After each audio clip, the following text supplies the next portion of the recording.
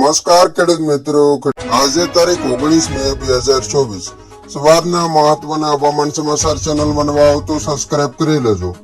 રાજ્યમાં આકરી ગરમી અને ક્યાંક માવઠા વચ્ચે હવામાન નિષ્ણાત અંબાલાલ પટેલે ચોંકાવનારી આગાહી કરી છે। અંબાલાલ પટેલે આગાહી કરી છે કે આજથી સમગ્ર રાજ્યમાં આકરી ગરમી પડશે અને 26 મે થી 4 જૂન વચ્ચે રોહિણી નક્ષત્રનો વરસાદ થશે। આકરી લૂ તથા પવન અને વંટોળ પણ રહેશે। અરબ સાગરમાં બે ચક્રવાત આકાર લઈ રહ્યા છે અને હવામાન નિષ્ણાત અંબાલાલ પટેલે ચોંકાવનારી આગાહી કરી છે કે આજથી સમગ્ર રાજ્યમાં આકરી ગરમી પડશે। તેમણે ચેતવણી ઉચ્ચારી છે કે રાજ્યમાં વિવિધ સ્થળો પર ગરમીનો પારો 45 ડિગ્રી સુધી પહોંચી શકે છે અને આકરી લૂ તથા પવન અને વંટોળ પણ રહેશે।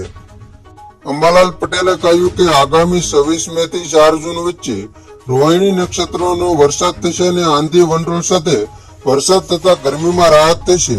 તેમણે કહ્યું છે કે 30 જૂન સુધી હવામાનમાં પલટો આવતા ગરમીમાં વધઘટ થશે અને થોડી રાહત મળશે। અંબાલાલ પટેલે એમ પણ કહ્યું છે કે રાજ્યમાં ચોમાસું વહેલું શરૂ થવાની શક્યતા છે। તેમણે કહ્યું કે 7 થી 14 જૂન દરમિયાન ગુજરાતમાં ચોમાસું આવવાની શક્યતા છે।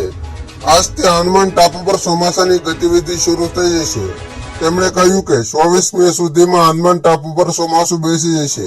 સાથે સાથે બંગાળના ઉપસાગરમાં ચક્રવાત પણ સર્જાઈ શકે તેમ જણાવતા તેમણે કહ્યું કે 28 મે થી ભારતના દક્ષિણ છેડે વરસાદ આવી શકે છે। 17 થી 24 જૂને ભારે ગાજવીજ અને પવન સાથે વરસાદ થઈ શકે તેમ પણ તેમણે આગાહી કરી છે। ગુજરાતમાં કમોસમી વરસાદ બાદ ગરમીનું મોજું ફરી વળતા લોકો ત્રાહિમામ। હવામાન વિભાગે પણ આગામી 5 દિવસ ઉષ્ણ લહેરની આગાહી કરી છે। રાજ્યના 5 જિલ્લામાં ભારે ગરમી પડવાની આગાહી કરવામાં આવી છે।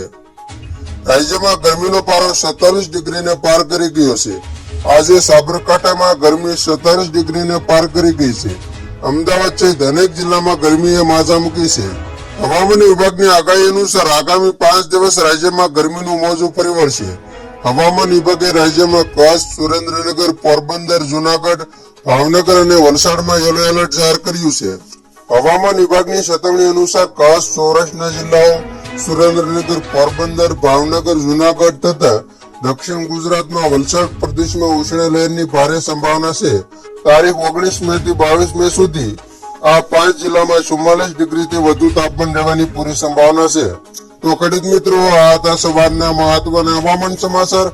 ફરી વખત મળશું નવી અપડેટ સાથે। ત્યાં સુધી જોતા રહેજો ખેડૂત પ્રિયા યુટ્યુબ ચેનલ।